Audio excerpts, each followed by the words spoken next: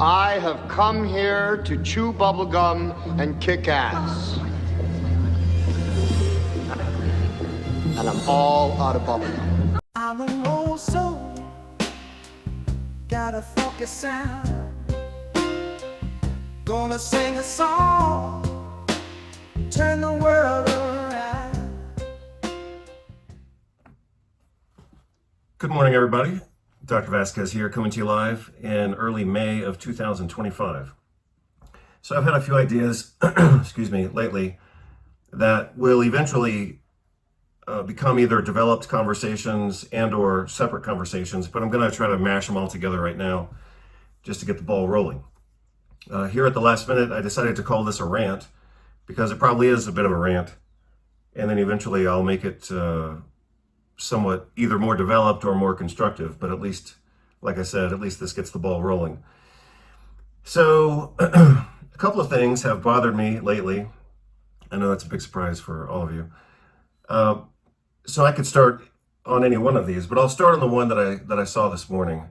So let's take a look at this new article, which was just published in one of the Cell journals. So Cell, CELL, is a group of journals, and they're pretty good journals. That has to be distinguished from another journal which calls itself Cells, CELLS, which is not one of the Cells journals. So anyway, you'll see that become obvious here in just a moment because I'm going to show you the article. This was just published. Actually, theoretically, it hasn't even been published yet. You can see the date on this is July 9th of 2025, and today is May 5th. So apparently this is going to be published 2 months from now. So again, you can see that this is from Cell Press. They host a variety of different specialty journals. This one happens to be called Neuron. So I suppose this is good and bad news, but the most important thing about this new article is that it proves that I was right 20 years ago. So, for example, and like I said, this is a little bit of a rant and it's a little bit of a get the morning started conversation. But, some people ask me, well, when are you going to republish Inflammation Mastery? So hopefully you all know that this is my most recent big book, and I published it in 2016. So it's got 9 years on it now, which is pretty amazing. So a lot of people have asked me if I'm going to republish it or if I'm going to update it. And part of my reason for not republishing it, and eventually I will, maybe a few more years from now, but I'm not going to republish it anytime soon. And the reason for that is all of the information. Whoops. And the reason for that is that all of the information is still accurate. And so I don't have a need to republish it because all the information is current and probably still reasonably considered ahead of its time. So I'm going to show you how true that is in just a moment. So again, this is going to be a big collage of different ideas, but I have, every once in a while, somebody asks me if I'm going to republish a new edition or something like that. This is the 4th edition of Inflammation Mastery, and no, I don't have any intention to republish this, which is another way of saying if you're interested in the material, you should buy the book, because all of the material is still current, accurate, clinically reasonable, and the updates I can publish in video format like this video, and so I don't need to go through the hassle of reformatting and repaginating and doing all that stuff to publish a new book when we can use the book as the foundation, and then I can update with videos. So, and this is a classic example. So that's why I'm doing this video, because like I said, I had a couple of ideas that were kind of floating around, and this article gives me reason to kind of advance a few ideas and put them together. Again, you can see the title of this is The Gut Microbiota Promotes Pain in Fibromyalgia. This is going to be published July 9th, 2025. And I'm sure they're going to talk about how great and smart they are, and somebody's probably going to win awards for doing this. And look at the title. I mean, the title basically tells you everything. The gut microbiota promotes pain in fibromyalgia. Well, guess what? I told you that 20 years ago. Here's a monograph that I published. Well, it was actually, I wrote it, but it was published by the Institute for Functional Medicine. This was published in 2008, which means I wrote it in 2007, which means I already knew it, a couple years ahead of that before I put it all together for a book. You'll see that in my section on fibromyalgia, I discussed the entire disease being caused by the gut microbiota. So again, I had this figured out 20 years ago, and now they're just now publishing it in a big journal. Obviously, I developed my model for fibromyalgia based on clinical experience, personal experience. Actually, it was probably mostly personal experience, because I had this problem starting in, I believe it was May of 1995 is when my personal experience with this problem started. And that's why I was so ahead of the game. And so here, what they're publishing, thinking that they've, figured this thing out, I already figured this thing out 20 years ago. Actually, probably before that. So, for example, on page 102, I state, what is the evidence linking fibromyalgia with small intestine bacterial overgrowth, which is a form of dysbiosis? And then I go through 1, 2, 3, 4, 5, 6, 7, 8, 9, 10 different points of evidence on why the gut microbiota promotes pain and fibromyalgia. And like I said, it was based on research, of course, and clinical experience, but I think most of my insights on fibromyalgia came from my own experience, because I got sick in 1995. I remember the day. It was a Wednesday. I don't remember the exact date, but I think it was actually May, which could have been exactly 30 years ago, for that matter. But I remember it was kind of summertime, and it was a Wednesday, and I just crashed. And that was my last year of chiropractic college. So I was already studying functional medicine with Jeff Bland and the newly formed Institute for Functional Medicine. So a couple of points that I wanted to make. One is, I already figured this out 20 years ago, and they're just now publishing it. That's part of the reason why I'm not running to update this textbook, because it's still current, it's still ahead of the time. I mean, if this hasn't even been, this is going to be published 2 months from now, and I already said it 20 years ago. So, like I said, I don't have some big pressing need to update, quote unquote, update my information when it's already 20 years ahead of the time. And you can see, in fact, in the chapter 5, page 922, you can see I've already drawn this out, how gut dysbiosis, that's a picture of a human with a gut. Gut dysbiosis causes poisoning of the mitochondria and causes central sensitization, which is a primary characteristic and cause of the central sensitization and pain amplification of fibromyalgia. So I was right, and I'm still right. And apparently, they haven't even published this officially yet. They'll get published 2 months from now, but I'm already ahead of it.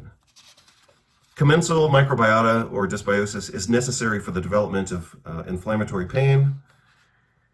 Let me see I think I have one more illustration of this. Well, I have a lot of illustrations. Some of them are a little bit redundant. You can see here, we've got fibromyalgia. So here's our patient again with gut dysbiosis. And the gut dysbiosis causes neuroinflammation, which causes pain sensitization, which leads to fibromyalgia, especially when combined with the mitochondrial impairment. And they're going to quote unquote figure this out, in another 15 years. So at which point I will have been 35 years ahead of them. It's a whole lifetime. So, I haven't read the entirety of this article. I did look at it. So I'm sure at some point they say, oh, well, we need more research to understand the mechanisms. And so, that's part of my rant right now, is that's part of the medical model, is to do nothing very slowly, and then ask for more time and more funding, mostly funding. So a quote-unquote successful researcher I don't even know what defines a successful researcher, but they have to come up, they have to find something worth publishing, obviously. But in order to keep their jobs, they have to keep publishing and keep doing research. So a lot of times what they do, and I don't know if this is a really good example, but this is the trend in research. The trend in research is to basically publish half-ass and incomplete research in order to justify the next round of funding. So I'm sure they're going to ask for more funding. I'm looking at the authors to see if I recognize anybody there. Because I recognize one of the institutions, which is notorious for this. They publish junk, and then they ask for more funding, but they never really advance the paradigm, or they do so so slowly. So look, I mean, here's another illustration. So again, when some people ask me, well, when are you going to republish your book? When are you going to update it? It's already updated. I'm already saying things here that they're going to say in another 15 years. In another 15 years, they're going to say what I'm already saying. That bacterial overgrowth or gut dysbiosis is the cause of fibromyalgia. I already said it.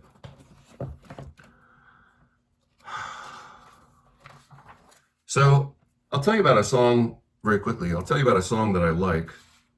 Put your point in the room, I swear to God, he's still the man. Now, homie, I am Obama. You the man among some bitches, bunch of lying Joannas. Flag. Run it back, homie, talking shit, pipe down. I don't care about the story, I'm the shit right now. You can tell me that I'm brash, but it's hardly a fight.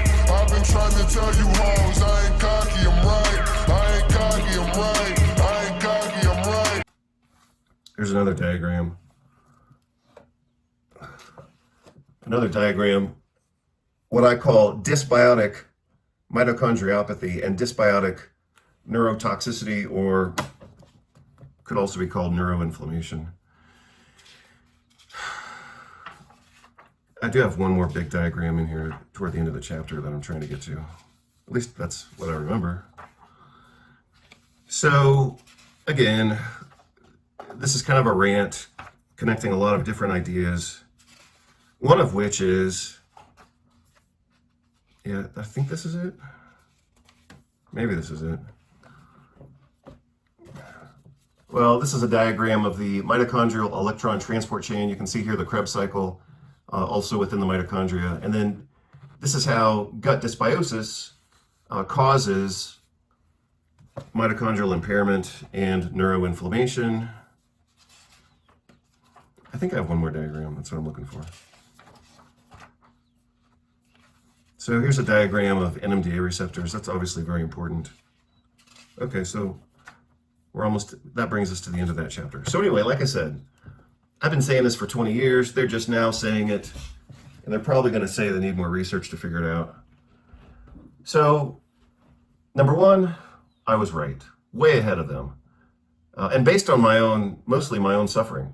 I had to figure this out because I remember by one point in time, I had seen 17 different doctors in 3 different states trying to get myself better, and no one could figure it out. And so, that was kind of a watershed moment or whatever it's called. That was a moment for me because, I was 24 years old at that time. And I realized if anybody's going to figure this thing out, it's got to be me, because I had seen 17 different doctors in academic centers and talking with people at within the functional medicine community at that time. No one could figure this out. So I figured I gotta save my own life here. I got to be the one to figure this out. So look at what they say here. We conclude that altered gut microbiota has a role in fibromyalgia pain, highlighting it as a promising target for therapeutic interventions. Well, promising target, my ass, no pun intended, but I already figured this out years ago, decades ago, literally. So, they did whatever they did. I mean, they didn't even do anything new. Well, they did fecal transplant here. That was the only thing new that they did. And they did an animal study, and they used some antibiotics. I don't know if they actually state which. I mean, I've been talking about that for 20 years. I don't know. I'm assuming they didn't cite my work. I'm assuming they didn't even read or didn't even know about it. Or they did know about it and they didn't cite it so they could make themselves look like the experts. Whatever. So antibiotic treatment had some effect. I could have told you that 20 years ago. So, like I said, what they did here is they gave the patients, they gave them antibiotics. Great. We've been using rifaximin for this for 20 years. And I just posted a couple of days ago my fibromyalgia video. So you can see that on the website at, well, I've got two blogs. I've got healthythinking.substack.com, and that's where I just basically talk about everything from architecture to art to infrastructure to music, and also, of course, science and stuff. And then I have another page which is called inflammationmastery.substack.com, and I try to keep it more clinical there. I don't talk about art and music, but it's obviously an extension of the book, so I don't have to update it. Because it's already ahead of its time, so to speak, if I may say so. Following depletion of the microbes using antibiotics, I just want to see what antibiotic they used. That's the only thing that has any interest here. I'm assuming they used rifaximin. Or maybe they state that it's in their supplementary materials and you have to look it up in another document. That would be really boring. I hate when articles do that. The article should be complete as it is. It's not like they're running out of space. Everything's digital now. And all you have to do is just mention the name of the antibiotic. I'll do an electronic search here if I don't see it. Actually, it's probably in the methods. So let's go to the methods. So here's the discussion. So they took the gut microbiota out of these people with fibromyalgia. They compared it with healthy people without fibromyalgia. And then they did cross-sampling, so to speak, with animals and humans and antibiotics and fecal transplant. You can see that described here. And great. I mean, they just confirmed what we already knew. And they did a good job of confirming it. I'm not saying this is bad research. I'm just saying, come on. I've published this many times already. So it's not like it's brand new. Anyway, let's see what they say. We have to go to the methods part to see what antibiotics they used. Like I said, this is just my first pass through the article. So if we don't see it right now, so here's the human trial right here. Institutional Review Board, great. Participants, ethics, fecal donors, methods. So now we have to go to methods again. Let's see.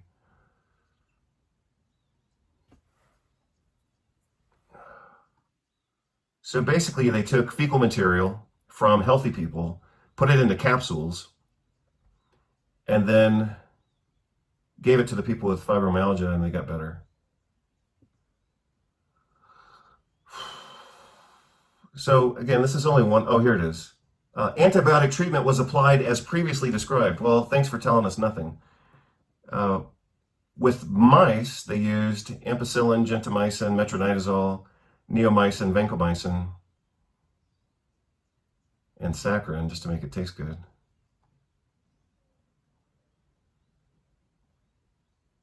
I don't know why they just can't come out and say it. Individuals with fibromyalgia. Broad spectrum, pre-treated with a broad spectrum antibiotic cocktail as above. Well, what's the above? The same thing they did with the animals? Well, it doesn't really matter that much. So these are not antibiotics that I would jump to using right out of the gate, although they can be used. I mean, gentamicin is kind of a big gun. A lot of doctors don't use it. Ampicillin, gentamicin, metronidazole, sure. Neomycin, not so much, but it can be used. It's not absorbed theoretically, just like with vancomycin. So that's what makes them good choices for the treatment of fibromyalgia, is that they stay in the gut. So not with metronidazole, of course. but vancomycin stays in the gut, neomycin mostly stays in the gut. So yeah, well, congratulations to them for confirming what I already said 20 years ago. Let's see, I wonder if they ask for more funding. That would be somewhat interesting. Usually they say, oh, well, we're so innovative, we need more research. We need more research funding.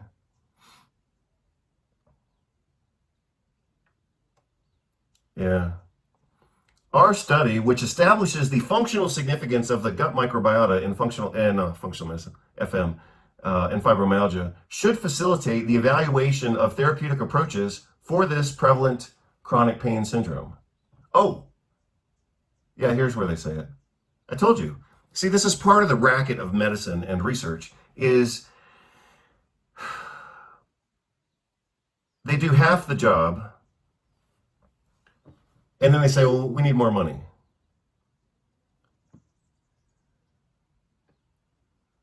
Nonetheless, our findings, together with others, support the need for further testing of this approach. So that's them asking for more money. There it is. I told you. That's how medicine works. That's how research works. They do a half-assed job. They find something, they publish it, and then they say we need more money. I guarantee this is going to drag on for another 15 years. And I've already got the protocol written. So anyway, that's how my day got started, was looking at this. The other thing, let's go back to a few things that I've got written down. So here's my rant for the day. My fibromyalgia pain protocols versus medicine's inherent corruption. So part of the inherent corruption of medicine is doing half-assed research and never putting the whole picture together. I mean, medicine can't even put the whole picture together for the common cold or psoriasis or anything else. I mean, it's always just bits and pieces here. And then somebody like me comes along and puts it all together. And that's how I and people like me figure this stuff out, 20 years ahead of time. But medicine is, here's part of my rant. Here's part of the rant that's been bothering me lately, is that medicine is so inherently fragmented that it never figures things out in time or when they should. So I'm calling that part of medicine's inherent corruption, institutionalized incompetence, recurrent malfeasance, and self-serving strategic stupidity. Yeah, that's how I started my day. Today's Monday. That's a good start for the week. So eventually I'll expand and explain those ideas more. So here's another thing that I wrote spontaneously today. Everything is a profit center in medicine. Oh, I'm sorry. Everything is a profit center for someone, especially in medicine. If you're depressed because your city is boring and keeps you isolated, well, your doctor's never going to think about anything other than giving you a drug. Virtually. They may say, I don't know. Most doctors aren't going to do anything out of the medical box, out of the pill box. So I'm sure you've seen this by now. I mean, you have to have seen this by now if you're paying attention at all. And if you're following, my blogs, then I assume that you are paying attention. That's why you're following my blogs, or at least you're interested in the topics. But like everything is a profit center in medicine, and I'm just sick of that.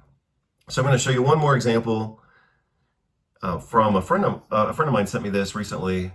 So a friend of mine is trying to get recertified for family medicine, which was also my supposed specialty, but I left it a long time ago because I think family medicine is bullshit. Now, I say that, and I think that that's correct, even though it's obviously a bit crude and harsh. But I also say that with a lot of respect for family medicine doctors. So I remember when I was in medical school and had to do rounds or apprentice with a family medicine doctor. I mean, I saw stuff with him that I had never seen before. It's just incredible. And so I have a lot of respect for family medicine doctors. The scope of family medicine is way more complex and way more broad than I ever imagined, and I assume it's more broad than most of you could imagine. The thing about family medicine, which makes it great and also difficult, and also is part of why it's so fucked up, is because family medicine is so incredibly broad. Family medicine includes It's kind of like jack of all trades, master of none. I hate to say it that way, but it's somewhat true. So family medicine includes obstetrics, gynecology, pediatrics, elder care, end of life, pain medicine, sports medicine, emergency medicine, urgent care. I mean, family medicine is a little bit or a lot of everything. And so that's why I said, that's why I went into family medicine. That's why I respect family medicine. So when I say it's bullshit, I'm not saying every single thing about it's bullshit. I mean, they could probably save your life. And they, you know, I mean, like I said, I respect them, but a lot of it is bullshit. And here's an example of the bullshit that damages and impairs family medicine. So again, like if I say, I don't want to say that the entirety of family medicine is bullshit, obviously, because they do a lot of work and they do a lot of good work. But it also includes a lot of bullshit. And here's an example, again, this was just sent to me last month from directly from the board certification preparation course. And so part of the problem with family medicine is the amount of bullshit in it. And here's an example of the bullshit. So, you know, like I said, my friend's getting recertified in family medicine. And here's part of the reason why I refuse to participate in family medicine, because of this offensive bullshit here. So to be board certified, especially in family medicine, a doctor has to accept and perpetuate and embody a lot of falsity. And you know that I have no tolerance for that. So here, I'm just going to read. This is directly from the Family Medicine Board Certification Review course, the official course. I presume that this comes from the American Academy of Family Physicians. So they state, unclear benefits of vitamin D supplementation with total serum 25 hydroxy vitamin D level of 18 nanograms. Well, that's total falsity. So that's part of what's so offensive about family medicine is that to be certified in family medicine, you have to lie and you have to accept lies. And this is an obvious example. So basically they're just clusterfucking this entire topic in order to what? Keep people sick so they can sell their drugs and vaccines. And I just think that that's pathetic. Obviously it's pathetic. And look at what they say here. Many laboratory tests with poor standardization. So now they're doing the same bullshit that was done by the Endocrine Society. They're saying that the test is inaccurate. The test is the international standard. And they're saying, oh, well, it's just poorly standardized. Well, they're looking for any bullshit reason to get doctors to avoid the topic of vitamin D, because if they were to actually be competent in this topic, the medical profession could potentially get rid of a lot of depression, anxiety, cardiovascular disease, autoimmune disease, dysbiosis, chronic pain, fibromyalgia, susceptibility to infection. They don't want to get rid of that stuff because they want to keep selling antibiotics and vaccines. So that's why medicine has to keep people stupid and ignorant, because it's just a big profit center. And the profit center comes from keeping doctors stupid to therefore keep patients sick. There are many laboratory assays. No, there are not many laboratory assays. There's one test for vitamin D status, one test, 25 hydroxy vitamin D. That is the test. Oh, but they're going to say, oh, well, it's poorly standardized. Well, that's not correct. And no consensus regarding what level is sufficient. No, I published that 21 years ago. September, October 2004, Alternative Therapies in Health and Medicine. I was the lead author on that paper. The title of the paper was The Clinical Importance of Vitamin D, Cholecalciferol, a Paradigm Shift with Implications for All Healthcare Providers. So here they're saying the test doesn't work, and even if you run the test, we have no consensus regarding the optimal vitamin D level. That's lies, all that's falsity. In community-dwelling, non-pregnant individuals, see, they have to use that sophisticated bullshit language too. They're trying to make it sound. This is what I call pseudo-sophistication. So if they use a bunch of words that gives the impression that they're being specific and clear and precise, then that kind of gives the impression that they know what they're talking about. All of this is just bullshit. In community-dwelling, non-pregnant individuals without risk factors, there is insufficient evidence to support that supplementation decreases all-cause mortality. That's another lie. So if you look at the work of William B. Grant to be precise, we published an article together in 2004 in JAMA, Journal of the American Medical Association. All-cause mortality, cardiovascular disease, or fractures. Bill Grant's work has already completely destroyed what's being stated here.